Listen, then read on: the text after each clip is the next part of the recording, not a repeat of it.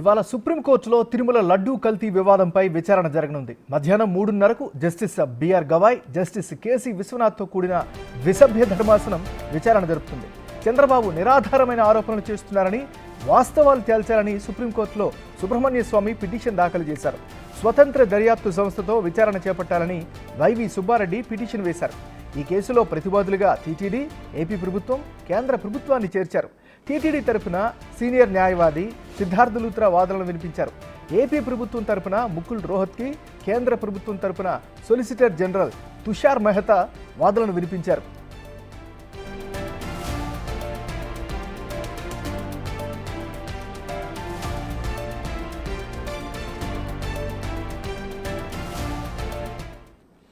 ఇవాళ సుప్రీంకోర్టులో తిరుమల లడ్డూ కల్తీ వివాదంపై విచారణ జరగనుంది. మధ్యాహ్నం 3:30కు justice B R Gavai, justice K C విశ్వనాథ్తో కూడినటువంటి ద్విసభ్య ధర్మాసనం విచారణ జరుపుతుంది.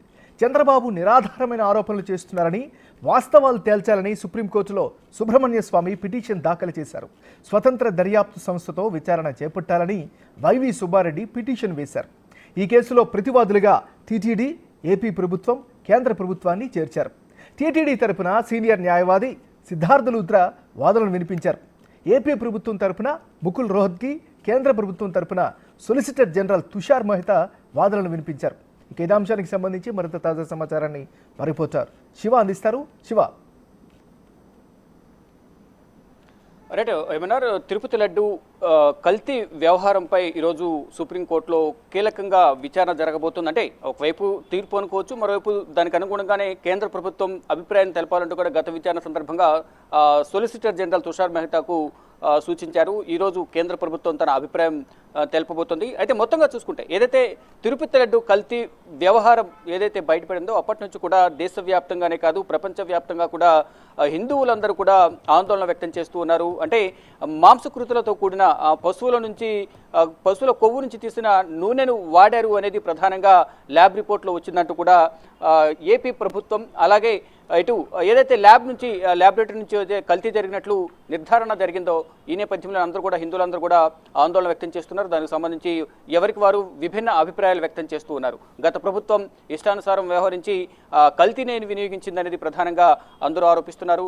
దానికి సంబంధించి బాధ్యులైన వారందరినీ కూడా కఠినంగా శిక్షించాలంటూ కూడా ఇటు టీడీపీ కానీ ఇతర పార్టీకి సంబంధించిన నేతలు గత ప్రభుత్వ హయాంలో టీటీడీ ఈవో, అలాగే చైర్మన్లుగా ఉన్న వైవి సుబ్బారెడ్డి కానీ కరుణాకర్ రెడ్డిని వీరందరినీ కూడా కఠినంగా శిక్షించాలని ప్రధానంగా ఒక డిమాండ్ అయితే వినిపిస్తుంది. కానీ మరోవైపు ఇటు వైసీపీ తరఫున వైసీపీకి మద్దతుగా మరోవైపు వైసీపీ నుంచి 2 పిటిషన్లు, ఒకటి సుబ్రహ్మణ్య స్వామి బీజేపీ మాజీ ఎంపీ, మరోవైపు మాజీ టీటీడీ చైర్మన్ సుబ్బారెడ్డి ఇద్దరు కూడా పిటిషన్లు దాఖలు చేశారు. సుబ్రహ్మణ్య స్వామి చంద్రబాబు నిరాధారమైన ఆరోపణలు చేస్తున్నారు, దీనికి సంబంధించి ఎక్కడా కూడా స్పష్టమైన ఆధారాలు లేవు, కేవలం రాజకీయ కక్షతోనే ఇటువంటి ఆరోపణలు చేస్తున్నారనేది సుబ్రహ్మణ్య స్వామి చంద్రబాబును ఉద్దేశించి సుప్రీంకోర్టులో పిటిషన్ దాఖలు చేశారు. దీంట్లో నిజాలు బయటపెట్టాలి, హిందువుల మనోభావాలను కాపాడే విధంగా కూడా సుప్రీం ధర్మాసనం విచారణ చేపట్టాలంటూ కూడా సుబ్రహ్మణ్య స్వామి పిటిషన్ దాఖలు చేశారు. ఆ తర్వాత వైవి సుబ్బారెడ్డి, టీటీడీ మాజీ చైర్మన్ వైవి సుబ్బారెడ్డి తరఫున పొన్నవాళ్ళ సుధాకర్ రెడ్డి పిటిషన్ దాఖలు చేశారు. స్వతంత్ర దర్యాప్తు సంస్థ చేత విచారణ జరిపించాలంటూ వారు పిటిషన్ దాఖలు చేశారు. వారితో పాటు మరికొన్ని పిటిషన్లు దాఖలై మొత్తం 5 పిటిషన్లు దాఖలై దాంట్లో 3 పిటిషన్లు గత విచారణ సందర్భంగా విచారించారు. మరోవైపు ఇంకొక పిటిషన్ కూడా ట్యాగ్ చేశారు. మొదట ఈ కల్తీ వివాదం అనేది బయటకు వచ్చిన వెంటనే సురేష్ చౌహాన్కే, ఒక ప్రముఖ Hindi channel editor Suresh Chavhanke petition దాఖలు చేశారు. హిందువుల మనోభావాలను కాపాడాలి, ఇక్కడ ఏం జరిగిందనేది కూడా ప్రజలకు తెలియాలంటూ కూడా సుప్రీంకోర్టు ప్రధాన న్యాయమూర్తి ధనుంజయ్ యశ్వంత్ చంద్రచూడ్కు లెటర్ పిటిషన్ దాఖలు చేశారు. తర్వాత ఒకరు మొత్తం 5 పిటిషన్లు దాఖలు చేశారు. ఈ పిటిషన్లలో 4 పిటిషన్లు విచారణ జరుగుతున్నాయి. ఇక వాదనలు ప్రతివాదులు అయిన తర్వాత గత విచారణ సందర్భంగా టీడీ తరపున సిద్ధార్థ లూత్రా వాదనలు వినిపించారు. ఏపీ ప్రభుత్వం తరపున సీనియర్ న్యాయవాది ముకుల్ రోహత్కి వాదనలు వినిపించారు. అయితే ఇరువురిని ఇటు సుప్రీం ధర్మాసనం ద్విసభ్య ధర్మాసనం justice B R Gavai, justice K V విశ్వనాథ్లతో కూడిన ద్విసభ్య ధర్మాసనం వారిని కొన్ని ప్రశ్నలు సంధించింది. అంటే ఎటువంటి ఆధారాలు ఉన్నాయి, ఏదైతే కల్తీ జరిగిందని చెప్తున్నారో ఆ కల్తీ జరిగిన నెయ్యినే మీరు వినియోగించారా లడ్డూలో అనేది సిద్ధార్థ లూత్రాను ప్రశ్నించారు.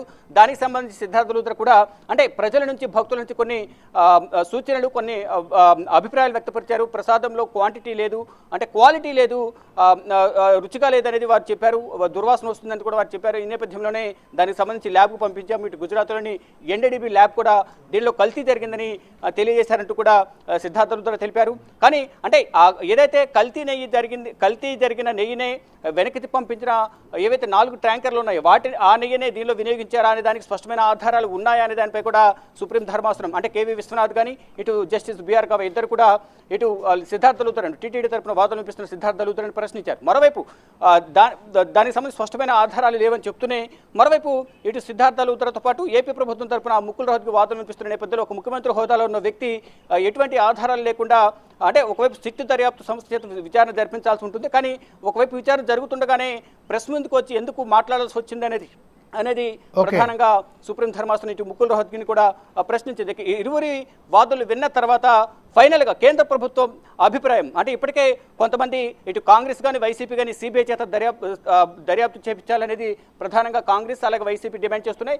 మరికొన్ని పార్టీలు స్వతంత్ర దర్యాప్తు సంస్థల చేత దర్యాప్తు చేపించాలని కోరుతున్నాయి. మరోవైపు ఇటు ప్రధానంగా జ్యుడిషియల్ ఎంక్వైరీ చేస్తారా లేదా ఇప్పుడు ప్రజెంట్ ఏదైతే ఏపీ ప్రభుత్వం సిట్తో దర్యాప్తు చేపిస్తుందో ఆ సిట్ను కంటిన్యూ చేస్తారా లేదా కేంద్ర ప్రభుత్వం అభిప్రాయం తీసుకుని కేంద్ర ప్రభుత్వం ఏం చెప్తుందనే దానిపై కూడా చూసుకుని మధ్యాహ్నం 3:30 ఈ ద్విసభ్య ధర్మాసనం ఎటువంటి తీర్పు ఇస్తుందనే దానిపై మాత్రం దేశవ్యాప్తంగానే కాదు ప్రపంచవ్యాప్తంగా కూడా సర్వత్రా ఉత్కంఠ నెలకొంది. మొత్తంగా చూసుకుంటే ఈరోజు ఎటువంటి తీర్పును వెల్లడిస్తారనే దానిపై కూడా చూడాల్సి ఉంది. అంటే ఇప్పటికే సిట్ దర్యాప్తు కొనసాగుతున్న నేపథ్యంలో సుప్రీంకోర్టులో ప్రజెంట్ ఈ రోజు తీర్పు ఉంది కాబట్టి ప్రజెంట్ దానికి సంబంధించి సిట్ దర్యాప్తును నిలిపివేశారు. తర్వాత ఈరోజు సుప్రీంకోర్టు తీర్పు అనంతరం సుప్రీంకోర్టు ఏం తీర్పిస్తుందనే దానిపై కూడా చూసుకుని ఏపీ ప్రభుత్వం సిట్టు దర్యాప్తు కొనసాగిస్తుందా లేదా సుప్రీం ఆదేశాల మేరకు స్వతంత్ర దర్యాప్తు చేత అంటే సిబిఐ చేత విచారణ చేపిస్తారా లేదా జ్యుడిషియల్ ఎంక్వైరీ చేపిస్తారా అనేది కూడా చూడాల్సింది. మొత్తంగా చూసుకుంటే ఈ రోజు మధ్యాహ్నం 3:30 కేంద్ర ప్రభుత్వం తరపున కేంద్ర ప్రభుత్వ ప్రతినిధిగా ఈరోజు వాదనలు వినిపించబోతున్న తుషార్ మెహతా కేంద్ర ప్రభుత్వ అభిప్రాయాన్ని ఏం చెప్పబోతున్నారు, కేంద్ర ప్రభుత్వం ఏం